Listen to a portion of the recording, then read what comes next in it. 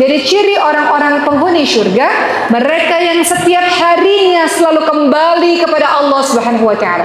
Mereka yang setiap saat selalu bertaubat kepada Allah Subhanahu wa taala. Makanya kalau teman-teman sholat, teman-teman akan berdoa, ya Allah tutupilah aibku. Rabbighfirli warhamni wajburni, ya kan? Warfa'ni warzuqni wa'afini wa'afini. Ya Allah tutup aibku, ya Allah tutup aibku. Siapa itu? Orang-orang yang menangis di hadapan Allah Subhanahu wa taala. Menangis di hadapan Allah karena dosa-dosanya, menangis karena kerinduan kepada Allah dan Rasul-Nya, menangis mengingat semua kejahatan yang pernah dia perbuat, menangis dalam kesendiriannya.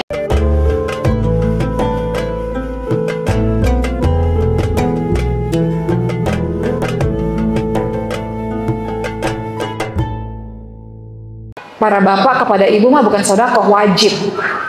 Ibu yang punya uang, kalau mau bantu keluarga itu baru sedekah namanya. Karena yang terutama kita bantu keluarga kita yang fakir miskin terlebih dahulu. Bahwa ciri orang bertakwa itu adalah mampu menahan amarahnya. Berikutnya apalagi orang-orang yang masuk surga ini, apa sifat-sifatnya? Kenapa masih bertahan ibu-ibu ini? Ibu-ibu yang kuat ini. Karena Allah lebih utama di hatinya dibandingkan dengan makhluk. Sewaktu-waktu suami, istri, anak-anak kita tinggal tunggu waktu atau kita akan diambil oleh Allah Subhanahu wa taala. Betul nggak Ibu sekalian? Ibu-ibu di Gaza ini baik-baik saja, dalam keadaan yang sedih namun baik-baik saja. Allah lebih utama dibandingkan makhluk. Tidak mudah ya Bu, saya ngomong begini juga bukan berarti saya bisa mengaplikasikan yang nggak mudah. Tapi orang-orang yang cintanya lebih utama kepada Allah dibanding pada makhluk, hidupnya akan tenang dan baik-baik saja. Tadi seorang ibu mengatakan, engkau ambil anakku ya Allah, alhamdulillah. Masih muji Allah loh Bu. Segala puji bagimu wahai Allah. Engkau ambil rumahku, engkau ambil rumah ini ya Allah, segala puji bagimu ya Allah. Belum cukup mau ambil lagi yang lain, ambil ya Allah, ambil sampai engkau ridha ya Allah, alhamdulillah, segala puji bagimu wahai Allah. Jadi nggak semua orang ya Bu punya tingkat keimanan yang dahsyat seperti orang-orang di Gaza. Mereka orang-orang yang punya tingkat keimanan yang luar biasa, yang menjadikan Allah penuh di hati mereka. Baik. Nah, itu tadi surah Ali Imran 133 sampai 135 ya. Bagaimana ciri-ciri orang bertakwa? Salah satunya adalah mudah memaafkan kesalahan orang lain, menahan amarah, berinfak. Berikutnya adalah wallahu yuhibbul muhsin. Allah menyukai orang-orang yang berbuat kebaikan.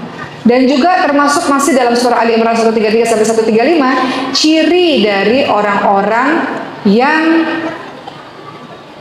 masuk syurganya Allah Subhanahu wa taala ialah orang-orang yang walladzina idza fa'alu fahishatan aw dhalamu anfusahum dzakarullaha fastaghfiru lidzunubihim.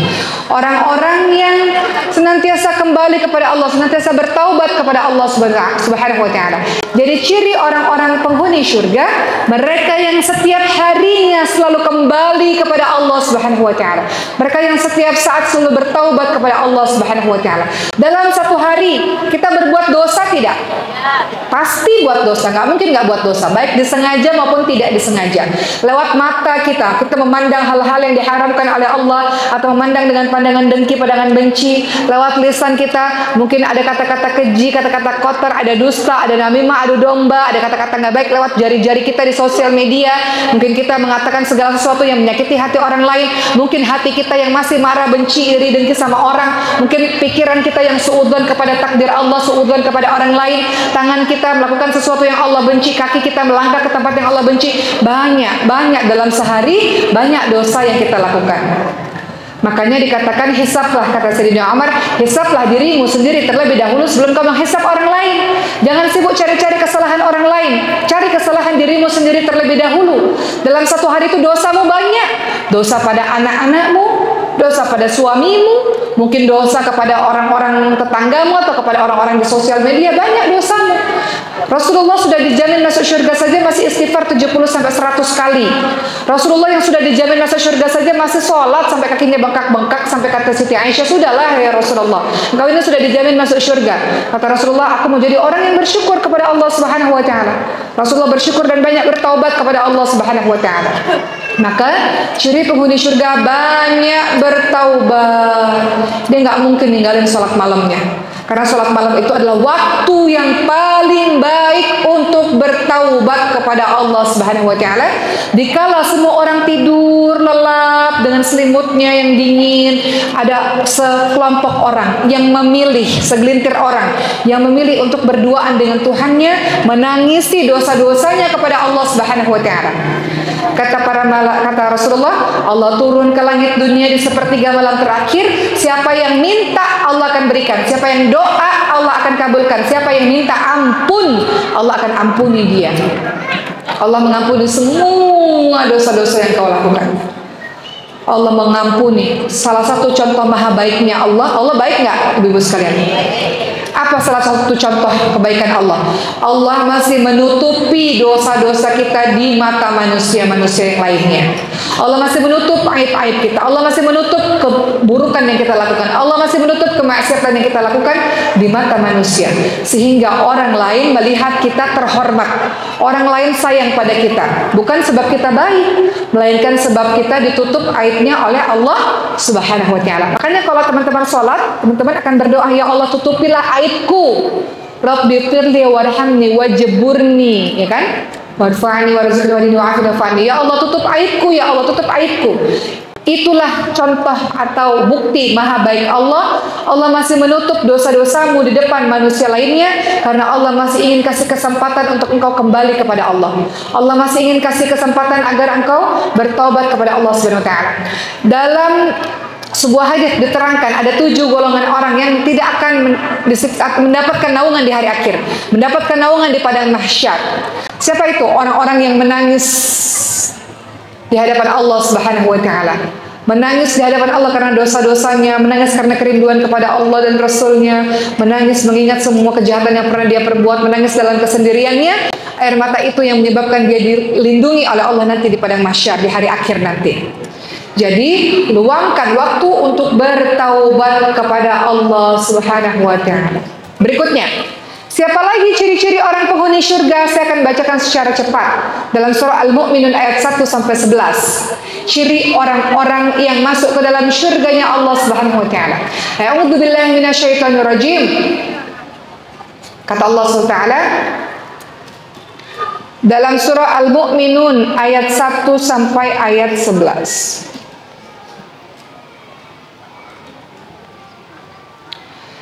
Ciri-ciri orang beriman ini diawali dengan sholat, diakhiri dengan sholat.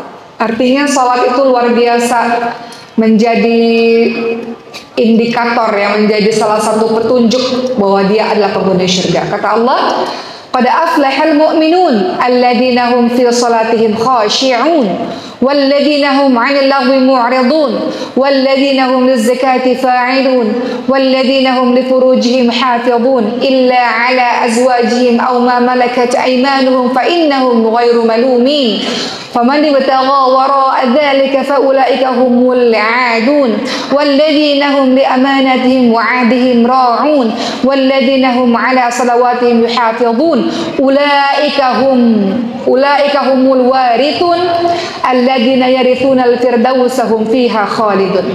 Dalam surah Al-Mu'minun 1 sampai 11 diterangkan, beruntunglah orang-orang yang beriman di penghuni surga, yaitu orang-orang yang khusyuk dalam salat. Cara khusyuk dalam salat gimana? Pertama, engkau berpikir bahwa itu adalah salat terakhirmu. Seorang sahabat Ansor tanya, ya Rasulullah, gimana cara khusyuk dalam sholat? Bayangkan bahwa itu sholat terakhirmu. Engkau tidak bisa ibadah lagi, tidak bisa sholat lagi selain itu. Pasti engkau akan bersungguh-sungguh dalam sholat. Kenapa kita main-main lalai dalam sholat? Karena kita merasa masih ada sholat-sholat berikutnya. Makanya tidak khusyuk dalam sholat. Kata Rasulullah, kalau mau khusyuk dalam sholat, maka bayangkan itu sholat terakhirmu. Kedua, bagaimana cara khusyuk dalam sholat? Paham bacaan sholat. Udah hidup puluhan tahun, kenapa belum paham bacaan sholat? Ketiga, gimana khusyuk dalam sholat? Tenang dalam gerakannya. Rukuknya sempurna, sujudnya sempurna, iktidalnya sempurna, tenang dalam gerakan. Bagaimana cara khusyuk dalam sholat? Menghadirkan hati. Lagi sholat, itu jemuran udah diangkat belum ya? Tuh jemuran-jemuran. Ada orang lagi sholat ingat jemuran, Bu. Ada orang sholatnya lagi iklan sinetron. Ini sinetron lagi iklan nih, cepet-cepet sholat. Tapi kupingnya denger, ntar lagi nih sinetron mulai sinetron, dicepetin sholatnya. Nggak konsentrasi sholatnya. Ada aja yang dibayangin, yang diingat-ingat. Nah itu juga kita minta sama Allah untuk menghadirkan hati ketika sholat. Jadi ciri orang-orang yang masuk surga apa? Sholatnya khusyuk sholatnya. Kemudian orang-orang yang menjauhkan diri dari perbuatan dan perkataan yang tidak ada gunanya, orang-orang yang menunaikan zakat, orang-orang yang menjaga kemaluannya, menjaga kehormatan dirinya. Kemudian orang-orang yang memelihara amanah yang dipikulnya, sudah diberikan kepercayaan oleh orang lain, maka jaga amanah itu dengan sebaik-baiknya.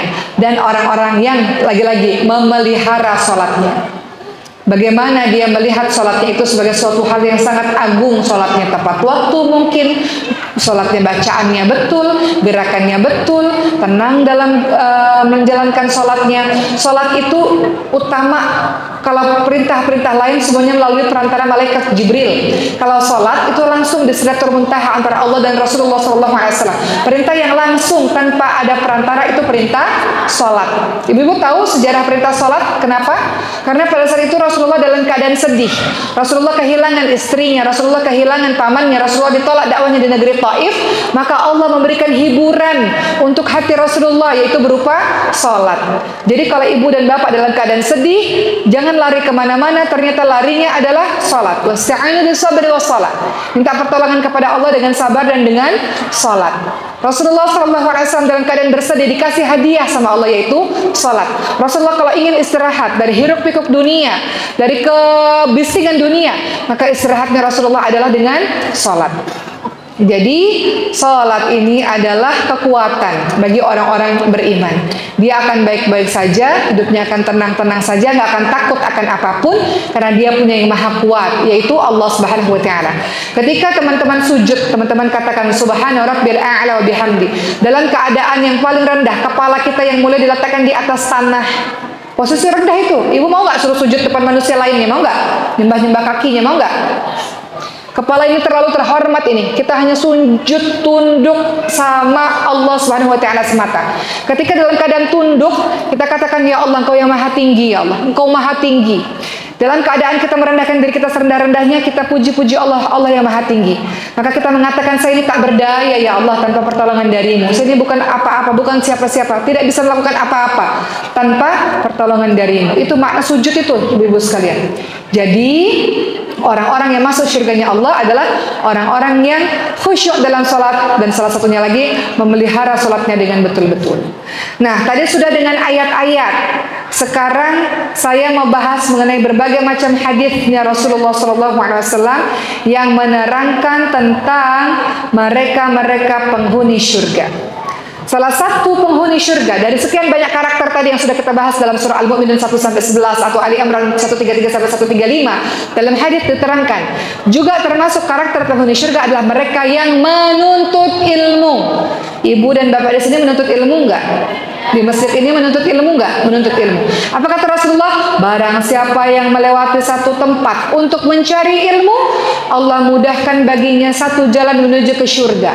Orang-orang yang menuntut ilmu adalah orang-orang yang Allah mudahkan jalannya menuju ke surganya Allah Subhanahu Wa Taala. Ya, termasuk ibu dan bapak sekalian, orang-orang yang